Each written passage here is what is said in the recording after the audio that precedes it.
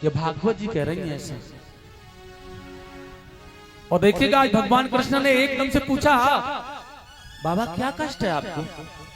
नंद बाबा बताना नहीं चाहते, क्योंकि कोई भी पिता अपने पुत्र को कष्ट नहीं बताना चाहता, लेकिन बार बार पूछ रहा। और जब बार बार पूछा है तो कहा है, लाला वो कालिया नाग ने विषैला जल कर दिया यमुना का। भगवान ने कहा बस इतनी सी बात, अरे चिंता मत करो, वो ठीक हो जाएगा। और आप देखिए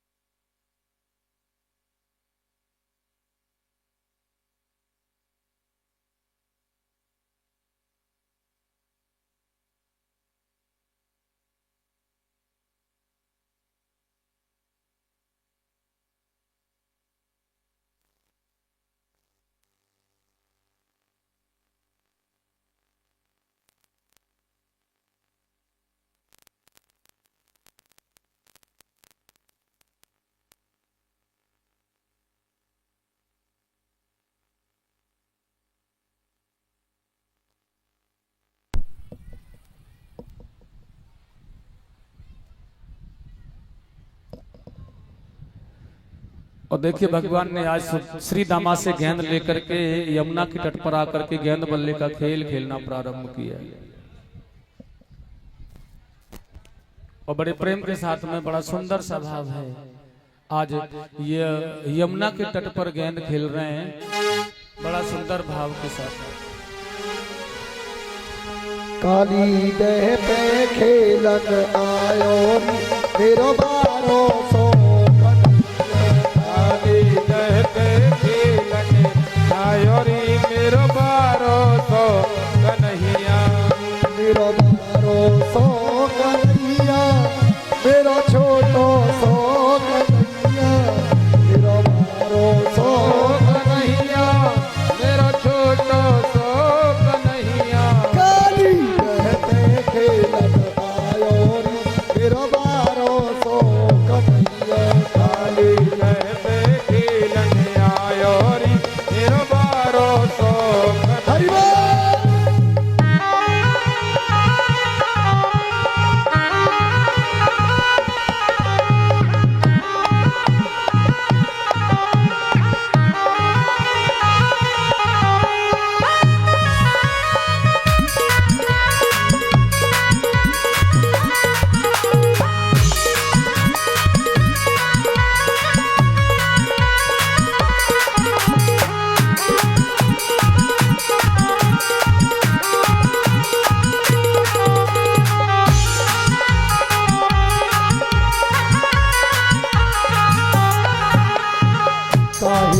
की गेंद बनाई, गेंद बनाई, काहे बट की गेंद बनाई, काहे बट की गेंद बनाई, काहे बट की गेंद बनाई, काहे बट की गेंद बनाई। हे को बंदा लायो मेरो बारो तो कन्हैया, काली जय पे खेलन आयो री मेरो बारो सो कन्हैया, मेरो बारो तो कन्हैया, मेरो छोटो सो बारो सो कन्हैया, मेरो छोटो सो कन्हैया। काली पे खेलन आयो मेरो बारो तो कन्हैया,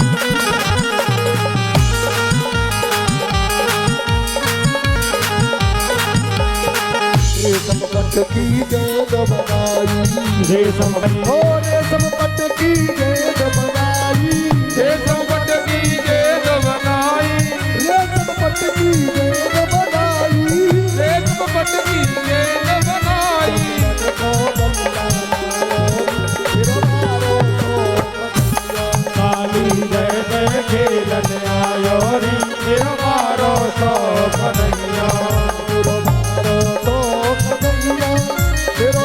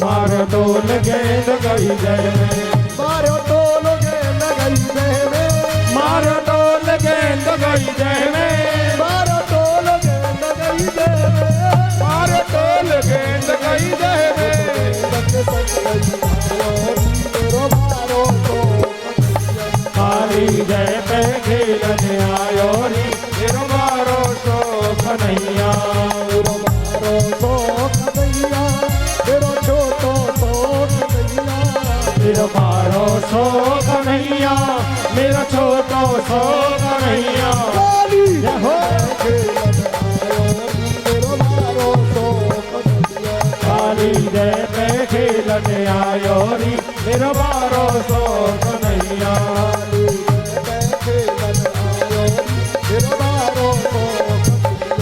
अरे मेरा मारो सो कन्हैया अरे मारो सो कन्हैया काली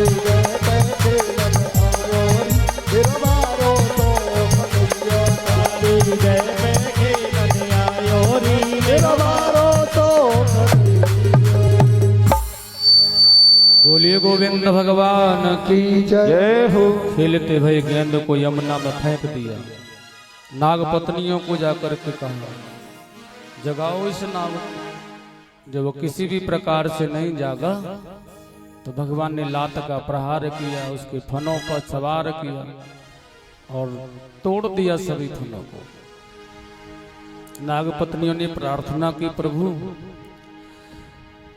आप हमारे पति को इस प्रकार मत मारो, हम इनके प्राणों की भीख मांगती। भगवान ने शर्त रख दी है, मैं इसे छोड़ दूंगा तो मैं यमुना जल से यहाँ से रमणक द्वीप के लिए जाना है। कालिया नाग तैयार हो गया है। सुखदेव जी ने कहा उन्हें रमणक द्वीप के लिए प्रस्थान करने से पहले भगवान को ऊपर लेकर के आए। सुखदेव जी ने बड़ा सुंदर कहा है, यह कालिया नाग ने रमणक द्वीप में जाकर जाने से पहले जैत में जाकर के देखा है, वह मोर पंख वाला कहीं मेरे पीछे तो नहीं आ रहा। वहीं यह पत्थर का बन गया है, क्योंकि ऐसा भगवान ने इसे कहा था। लेकिन आज भगवान ने अपने बाबा नंद राय जी के संकट का हरण किया है, ब्रजवासियों के संकट का हरण किया और सभी ब्रजवासियों से भेंट की है और कालिया नाग का मर्दन किया है। प्रेम से बोलेंगे कालिया मर्दन भगवान की जय। आगे भगवान सुखदेव जी बड़ी सुंदर कथा कह रहे हैं राजा परीक्षित को। कीड़ा सकते सुगोपेशो तदगवो दूर चारणी। एक बार दूर जंगल में गाय चारा चुगा रहे हैं भगवान कृष्ण, बड़े हैं बछड़े गाय सब ले जाते हैं। तो चारों ओर से काले काली घटाओं के मेघ घिर करके आए। बहुत जोरों से वर्षा होने लगी। तो सुखदेव जी ने कहा उस जमाने में जंगलों में वृक्ष ऐसे हुआ करते थे कि स्वयं उन्हीं वृक्षों के भीतर उनके जो पशु होते थे वह भी आ जाते थे और वह भी घुस जाते थे। तो माने वृक्ष ही जंगल की सुरक्षा करते हैं और वृक्ष ही जंगल के रक्षक होते हैं। इसलिए वह सभी वर्षा ऋतु जाने के बाद में शरद ऋतु का आगमन हुआ, ठंडा पवन बहने लगा। तो देखिए भगवान ने नट का वेश बनाया है, पैरों में बांस बांध लिए, कन्नेर के पुष्प कानों में लगाए हैं और नट का वेश बना करके आज बहुत सुंदर भाव है इनका। बड़े प्रेम के साथ में आज अपने गोप मंडली के साथ में ये आ रहे हैं वृंदावन की ओर। तो ब्रज गोपिकाओं ने जब इन्हें देखा है तो ऐसा असर पड़ा कि आज इनके सौंदर्य का ये बखान करते करते आज थक नहीं रही है। सभी ब्रज गोपिकाओं ने कार्तिक पूर्णिमा से मन बना लिया है भगवान श्री कृष्ण को पति रूप में पाने के लिए ये अरुणोदय काल में यमुना के जल में स्नान करती हैं और वहीं माता कात्यायनी की प्रतिमा बना करके पूजा करती हैं। ये बड़ा सुंदर भाव से 108 बार मंत्र प्रतिदिन जाप करती हैं। कात्यायनी महामाय महायोगिन्यधीश्वरी नंद गोप सुतम देवी पति में कुरते नमः। लेकिन यह नग्न अवस्था में स्नान करती हैं। तो एक दिन अरुणोदय काल में भगवान यमुना तट पर गए और इनके वस्त्रों को उठा करके कदम पर रख दिया। स्वामी सुखदेव जी से राजा परीक्षित जी कह रहे हैं मुरली बजाना प्रारंभ किया और जब कन्हैया ने मुरली बजाना प्रारंभ किया तो इन गोपियों को पता चला, अपने वस्त्रों को ढूंढना इन्होंने प्रारंभ किया है। लेकिन जब वस्त्र नहीं मिले हैं ना तो आज ये गोपियां इधर उधर देख रही हैं तो देखा है कदम के वृक्ष पर टांगे हुए वस्त्रों को कन्हैया मुरली बजा रहे हैं। तो गोपियों ने हाथ जोड़ के प्रार्थना की है, हे माधव हमारे वस्त्र दे दो आप। शीत लहर में यमुना के जल में हम सिकुड़ रही हैं, हमें ठंड लग रही है, जाड़ा लग रहा है कन्हैया, आप हमारे वस्त्र दे दो ना। भगवान ने वस्त्र नहीं दे। गोपियों ने कहा कन्हैया हम तो आपकी सेविका है ना, आप हमारे स्वामी है ना, क्या कोई स्वामी अपनी सेवकाओं के साथ में ऐसा व्यवहार करता जैसा आप कर रहे हो? आप हमारे वस्त्र दे दो ना। भगवान ने कहा देवियों मुझे ऐसा लग रहा है कि मैं तुम्हारा स्वामी नहीं हूं, तुम मेरी स्वामिनी हो, मैं तुम्हारा सेवक हूं, क्योंकि तुम मुझे स्वामिनी की तरह आदेश कर रही हो कि हमारे वस्त्र लाओ। बल्कि आदेश तो स्वामी को करना होता है सेवकाओं के लिए, और आप स्वामिनी जैसे बनकर के मुझे सेवक जैसे बना रही हो और पीछे से कहती हो कि हम तुम्हारी दासी हैं। क्या यही दास्ता होती है? लेकिन एक बात और बता दूं मैं, सुखदेव जी ने कहा राजा परीक्षित या कन्हैया की जो उम्र है ना 7 वर्ष की है जब गोपियों के वस्त्रों को इन्होंने उठाया है। और सुखदेव जी स्वामी यह भी बताकर चलना राजा परीक्षित को कि वासना जो होती है ना काम की, यह 7 वर्ष के बच्चे में नहीं आती हैं। वह द्वापर युग था, कलयुग नहीं है। और यहाँ इस कलयुग में भी अभी प्रथम चरण चल रहा है, 7 वर्ष के बच्चे में वासना नहीं होती अभी भी प्रथम चरण में। आने वाला समय तो 8 वर्ष का होगा तो दादा दादी न जाने क्या क्या हो जाया करेगा।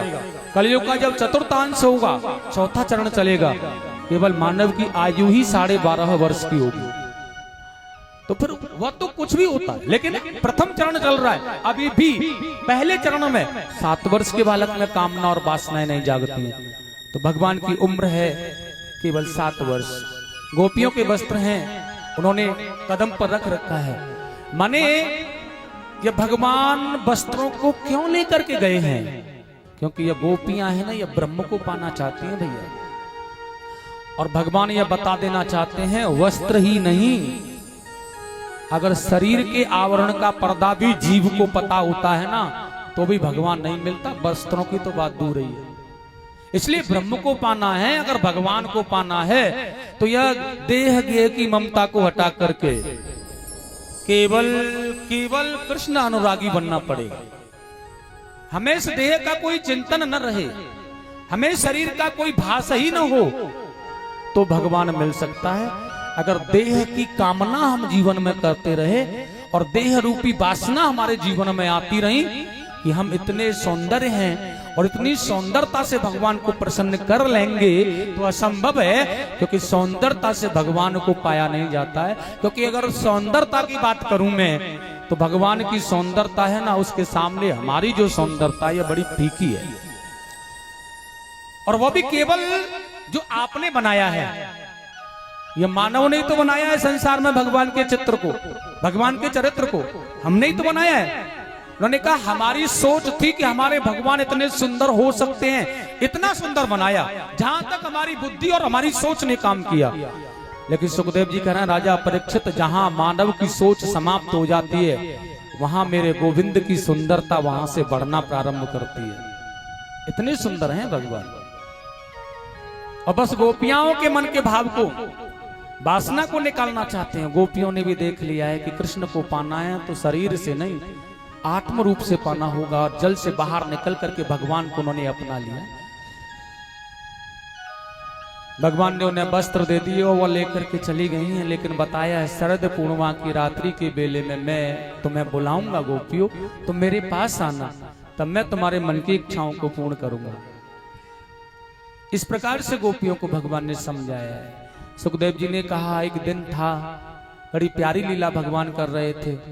आज घर पर कोई पूजा थी तो गायों को लेकर के चले गए, घर वालों ने कोई टोसा नहीं दिया है इन्हें। दूर यमुना पर गाय चल रही थी तो भूख भी लगने लगी। भगवान कृष्ण ने ग्वाल वालों को कुछ दूरी पर यज्ञ कर रहे ब्राह्मणों के पास भेज दिया। वहां से लेकिन कुछ मिला नहीं, लौट के आ गए। कन्हैया ने फिर से भेजा। देखिए, कहीं से भी कुछ प्राप्त करने का भाव हो तो प्रयास बार बार करते रहो। ऐसा नहीं एक बार प्रयास किया, उसने मना कर दिया, तुम अपने अहम में आकर के बैठ गए। अगर वस्तु की प्राप्ति करनी है तो प्रयास जारी रखो। सुखदेव जी कह रहे हैं, एक दिन वह होगा कि वह सरल बन जाएगा और झुक जाएगा, और तुम जो चाह रहे हो वह हो जाएगा। इसलिए प्रयास जारी रखो। भगवान ने दोबारा भेज दिया, एक बार और प्रयास करो। अब की बार ब्राह्मण पत्नियों के पास भेजा। ग्वाल वालों ने कहा, हमारे कन्हैया आए हैं, भूख लग रही है, मैया भोजन दे दो हो तो तुम्हारे पास। तो ब्राह्मण पत्नियों ने देखा, जिस सर्वेश्वर की यज्ञ की पूजा करने के बाद फल की प्राप्ति करेंगे, वह साक्षात ब्रह्म हमारे पास में आ गया है, तो फिर क्यों न भोग लगाया जाए। तो जो भी भोग था ना यज्ञ का, सभी को लेकर के चली गई और भगवान को खिला दिया, ग्वाल वालों को खिलाया। भगवान ने उन्हें बहुत सुंदर विमल भक्ति का वरदान दिया। सुयश यज्ञ की फल की प्राप्ति उन्हें करा दी और बड़े अनुरागी बनाया उन्हें। उसके बाद में भगवान अपने गायों को लेकर के जब गए तो गोष्ठों में गायों को किया तो देखा है घर घर से बड़ी सुंदर सुगंध आ रही है। सज्जनों, हर घर में पकवान बन रहा है, लेकिन बिल्कुल 100% गाय की शुद्ध घी का, जिसकी महक कोसों दूर जा रही है। और देखिएगा, आज बड़े प्रेम से मैया यशोदा लड्डू बना रही हैं। सो लाला ने एकदम जाकर लड्डू को उठा के जैसे ही मुख में दबाना चाहा, मैया ने हाथ पकड़ के कहा, ना आज ना शैतानी चले तेरी, क्योंकि लाला आज हमारे घर पे पूजा होगी भगवान की, और पूजा होने के बाद में ही मिलेगा। भगवान ने कहा, कौन से भगवान की पूजा होगी मैया? अब मैया तो जानती है बड़ा नटखट है, बता भी दूं ना तो प्रश्न उत्तर करता ही रहेगा। इसलिए इसे टारने में ही फायदा है। मैया ने मन बनाया और इसलिए कह दिया, लाला तेरे नंद बाबा जानते हैं कौन से वाले भगवान की पूजा होगी, पूछ ले जाकर। नंद बाबा के पास में आकर के कन्हैया ने कहा है, किस भगवान की पूजा करेंगे आप? हम बाबा ने कहा, प्रतिवर्ष की भांति लाला आज भी इंद्र भगवान की पूजा करेंगे। भगवान ने कहा, इंद्र भगवान कैसे होते हैं हमारे? बाबा ने कहा, लाला इंद्र जल बरसाते हैं ना, हाँ, उससे जल वर्षा होने से घास फूस उगता है, चारा उगता है। और उस चारे को हमारी गाय खाती है, फिर वो दूध देती है, उस दूध से माखन दही ये सभी मिलता है, तो हमारी जीविकाएं चलती है ना। इसलिए हमारी गायों को जो प्रसन्न रखता है वही हमारा भगवान है। ठाकुर जी ने कहा बाबा ये तुम्हारे जो इंद्र भगवान है ना, वास्तव में अभी तुम बड़े भोले हो, जानते नहीं हो, ये तुम्हारे जो और बड़े भगवान है ना उनका एक छोटा सा सेवक है, यह इंद्र भगवान तुम्हारा। तो फिर हमारा कौन भगवान है लाला? कन्हैया कहने लगे जब कभी भी कहीं चारा नहीं मिलता ना गायों को, तो हमारी गाय माता है ना बाबा गिरिराज भगवान की तलहटी में जाकर के चारा